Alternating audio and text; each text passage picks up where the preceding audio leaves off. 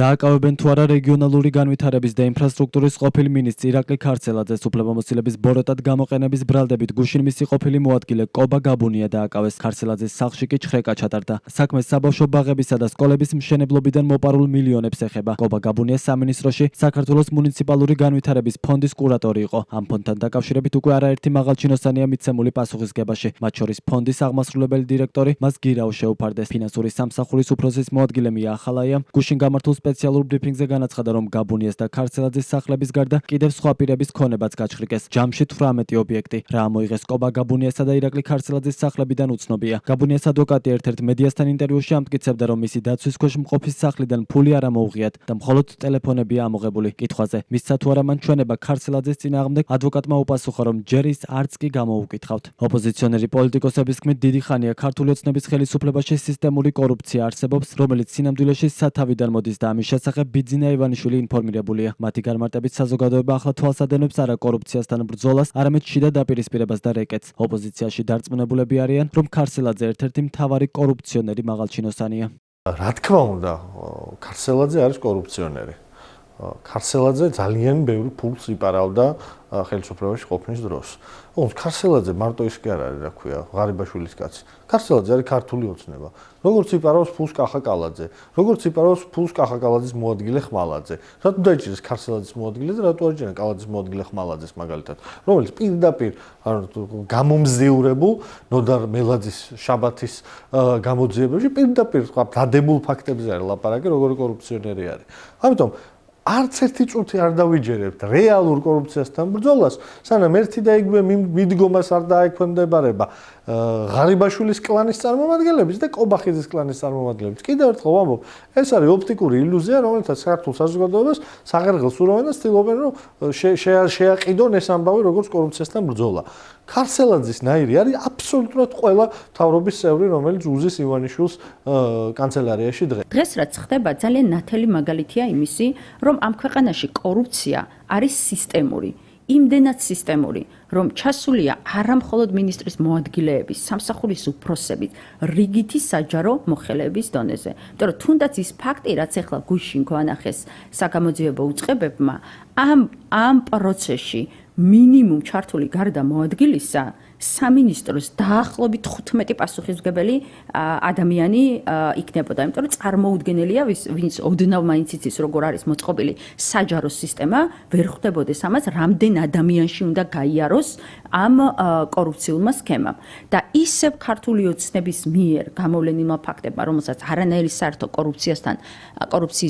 კორუფციის წინააღმდეგ ბრძოლასთან არ აქვს და უბრალოდ ბიძინა ივანიშვილის რეკეტს ვადევნეთ ახლა თვალს. პროკურატურამ კობა გაბუნიას ბრალი დღეს წარუდგინა, მას ბრალად სამსახურეობრივი უფლებამოსილების ბოროტად გამოყენება ედება. უწყების ცნობით, კობა გაბუნიას უშუალოდ დაქვემდებარებაში არსებულმა მუნიციპალური განვითარების ფონდმა 2023 წლის თებერვლიდან გამოაცხადა ტენდერები 30 საბავშვო ბაღის მშენებლობაზე. ტენდერში გამარჯვებულად გამოცხადდა ლაგი კაპიტალი. როგორც პროკურატურაში ამბობენ, გაბუნიასთვის ცნობილი იყო, რომ ლაგი კაპიტალი ხელშეკრულებით ნაკისრ სამუშაოებს არ ასრულებდა და ფონდისგან ყოველგვარი დასაბუთების გარეშე ითხოვდა საავანსო თანხების გაცემას. მიუხედავად ამისა, ბრალდებულმა ბოროტად გამოიყენა თავისი სამსახურებრივი უფლებამოსილება და ლაგი კაპიტალს ეტაპობრივად ამასის სახით გადაურიცხა 11.200.000 ლარზე მეტი.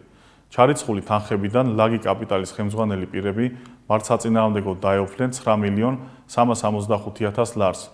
შედეგად, პროექტით გათვალისწინებული საბავშვო ბაღები არ აშენებულა.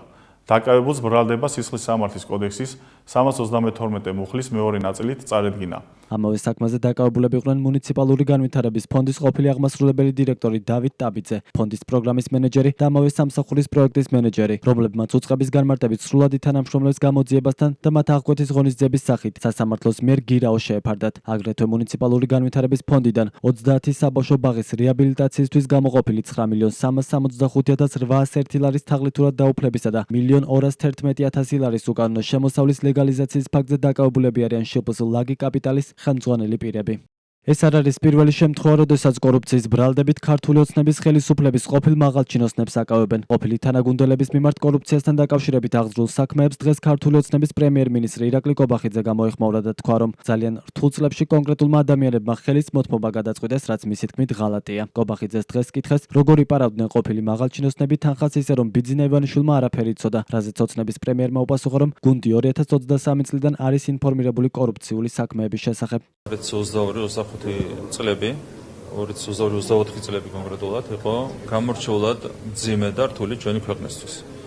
იყო უსამართლობა, იყო უხეში ზეწოლა, უხეში ქმედებები ჩვენი ქვეყნის მიმართ. ასეთი მძიმე ვითარების პირობებში, როგორც ჩანს, კონკრეტულმა ადამიანებმა, კიდევ ერთხელ გვარებს არ ვასახელებ, კონკრეტულმა ადამიანებმა, როგორც ჩანს, გადაწყვიტეს საკუთარი სარგებლის მიღება, რაც ფიქრობ, არა, გვარებს არ ვასახელებ, რაც ფიქრობ, რომ იყო, გუნდის ღალატს რო თავი დავანებოთ, პირველ რიგში ეს ქვეყნის ღალატია, ხო? როდესაც ქვეყანა ასეთ მდგომარეობაშია, როდესაც არის ამხელა ზეწოლა, ამხელა წნეხი, ამხელა უსამართლობა, რევოლუციის ორგანიზების რამდენიმე მცდელობა, ასეთ პირობებში ადამიანი როცა ფიქრობს ხელის მოთმობაზე, ეს არის პრინციპულად არასწორი, არ მინდა უფრო ხეში შემინდა შეგახსენოთ, რომ უკვე 2023 წლის დეკემბერში, როდესაც გარკვეული ინფორმაციები შეიძლება იყო უკვე ცნობილი ჩვენთვის, 2023 წლის დეკემბერში